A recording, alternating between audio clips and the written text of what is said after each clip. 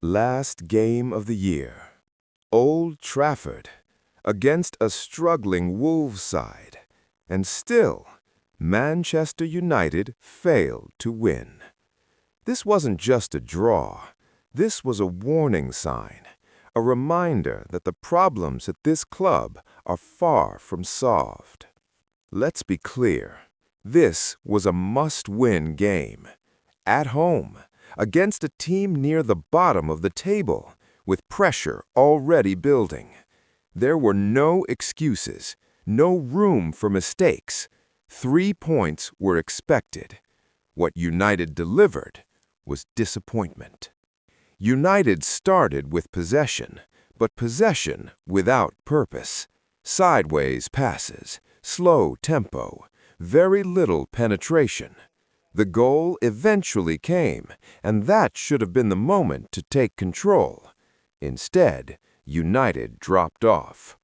Wolves grew into the game, they gained confidence, and when the equalizer arrived, it felt inevitable. Once again, United couldn't manage the game. This match exposed the same old issues. The midfield lacks intensity. The build-up is predictable. The attack relies too much on individual moments. United move the ball, but they don't hurt teams. No consistent runs in behind. No sustained pressure after scoring. No killer instinct. It's a team that looks like it's waiting for something to happen. And at the highest level, waiting is the fastest way to fail. Negatives. No leadership when it mattered. Drop in intensity in the second half. Defensive vulnerability after scoring. Positives. A few solid individual efforts. Commitment, but without structure. And that's the issue. Individual moments can't hide collective problems. Old Trafford made its feelings clear. The boos were loud. The frustration was obvious. Online, fans didn't hold back. Words like embarrassing and directionless flooded social media.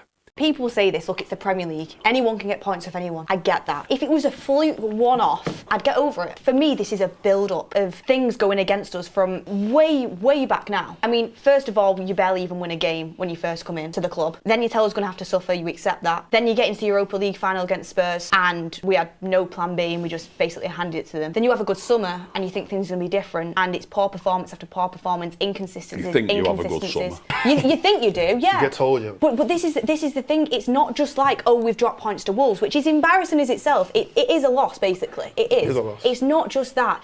It's one thing after another. There's been way more to show me that Amorim's out of his depth than there's been to show me that we are going somewhere. Honestly, at this moment in time, and hope it changes, really hope that we get back on track. But at this moment in time, I think Amorim is the worst manager I've ever seen in my lifetime at United. If this guy, yeah, is not sacked tonight, wallahi, Ineos, I'm coming to your headquarters. Do you hear me right now? I know where you are. I know where your base is. Because it's not talking about Amorim anymore. I'm here for fucking Ineos right now, yeah? I don't care if I'm swearing right now. Ineos Football Club, yeah? What have you done to this football club? We finished 8th, 15th, and tonight, Wolverhampton Wanderers had the easiest point of their life. This manager, yeah, that every single one of yous, yeah, every one of yous, that seem to be bending over. He's a nice guy, he speaks well. Fuck off! Sick of yous! I don't care if this gets demonetized. And one sentence stood out. It's not anger anymore. It's exhaustion. The British media were ruthless. Xerxes did get the goal, but came off at half-time. Tactical substitution. Is he just someone who's waiting to be sold? I think so, yeah. He's had enough chances. The fans haven't really taken to him. He'll probably say he's not been given as many opportunities as he thinks he deserves, but for the quality United need, he's probably not up to it, and I think we'll see him go in this window, probably. That was the baddest of the bad, that was the baddest of the bad, because it was...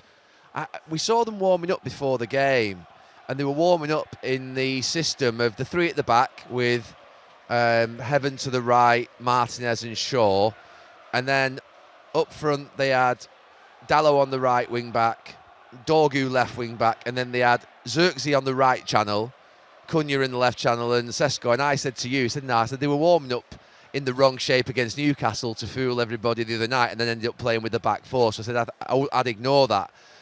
As soon as I saw that shape was actually going to be played, I've seen Xerxes in that right channel before. It just doesn't work.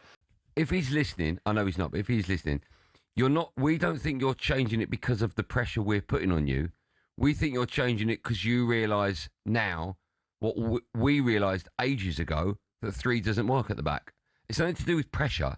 We don't expect you to change it because we're adding pressure.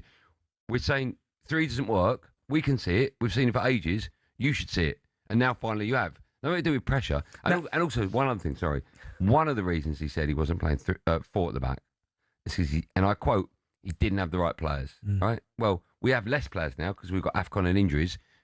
So how's that work? How do we now have the right players, but we didn't then, and there's less of them now? I don't think this manager just gets this club full stop. Yeah. I just don't think he's the right man. Man United is about risk and entertainment more than anything. At home especially. Having fans on the edge of the seat fucking ready to go. Wingers who beat people, shots on goal, bits of skill. There's nothing there. That's from the club. We talk about this as a different club. They've got Omar Barada, they've got Jason Wilcox, who are probably brilliant at the job, brilliant at what they do. They're not Man United. They don't have a clue what it's like to buy a Manchester United player, to bring a Manchester United manager in. If you go to Sporting Lisbon and watch, they play 3 at the back. Right away, that's no. Man United never do that. They can't do that. They just can't. It's been proven over years and years and years. And I'm talking even before Sir Alex Ferguson, it was always about 4-4-1-1 or 4-4-2. Yeah. Entertaining people. He hasn't got that in him. He brought 4 defenders on against West Ham. If we go 1-0 up, the manager always said 2, 3, 4. I remember once, I think we were playing Chelsea, went 1-0 up and we sat back a little bit. Now Chelsea were a good team. The manager went absolutely nuts after the game. That doesn't happen here. When you score 1, you go for 2. You go for the throat every single time. I just don't think he gets it. No talk of progress, no patience left. Questions about identity, questions about leadership, questions about the project itself. The message was clear. This Manchester United side doesn't scare anyone, not even at Old Trafford. This wasn't an isolated result. It was a reflection of where United are right now. Pressure is rising, the top 4 race is slipping away, and January becomes a necessity, not a choice. If nothing changes, more nights like this are coming. Now it's your turn. Was this draw just a bad day, or is this the true level of Manchester United? Drop a like if you enjoyed the video, subscribe for more United content, and comment below. Who do you blame the most for this draw?